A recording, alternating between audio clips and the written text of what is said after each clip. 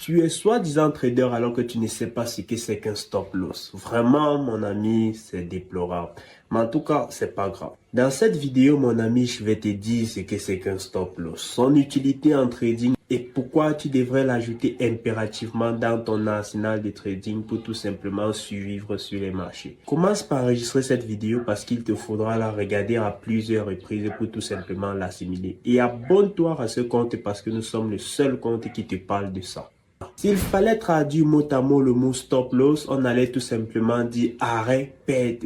Un stop loss, mon ami, c'est cet ordre-là que tu dois placer à chaque fois que tu prends position pour tout simplement invalider celle-ci. Tu ne comprends rien, n'est-ce pas? Ça a l'air vraiment d'être du charabia, non? Ordre, position, et t'inquiète pas. Je vais tout simplement prendre un petit exemple pour que tu l'assimiles de la meilleure des façons. Actuellement, dans mon pays, le sac du maïs coûte 10 000 francs. Un commerçant décide d'acheter alors ce maïs tout simplement parce qu'il estime que le prix est extrêmement bas. Il anticipe que ce maïs-là devrait monter d'ici la fin d'année à 15 000 francs CFA.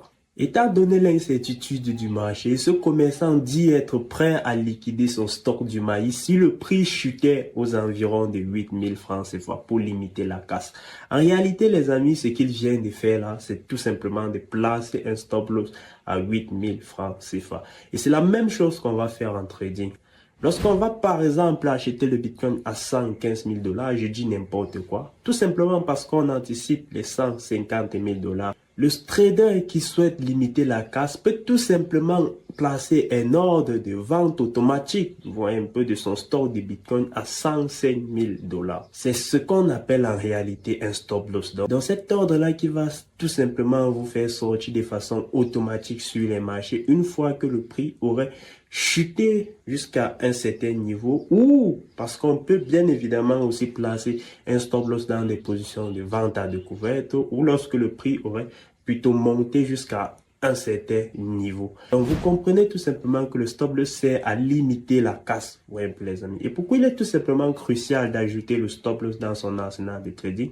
Tout simplement parce que sans stop loss, vous ne pouvez pas contrôler vos pertes. Les marchés sont parfois extrêmement volatiles. Et on peut avoir des mouvements assez violents en un laps de temps. Et si vous n'avez pas eu à placer votre stop loss, vous serez tout simplement surpris de voir votre capital s'effondrer totalement sur une seule position.